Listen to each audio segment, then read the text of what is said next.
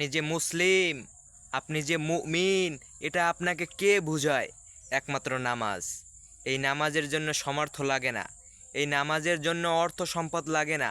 নামাজ আল্লাহ এত ভালোবাসে, এত ভালোবাসে, এই নামাজের জন্য আল্লাহ কোনো শর্ত দিয়ে দেয়নি যে বছরে একবার আসবে কিংবা দুবার আসবে।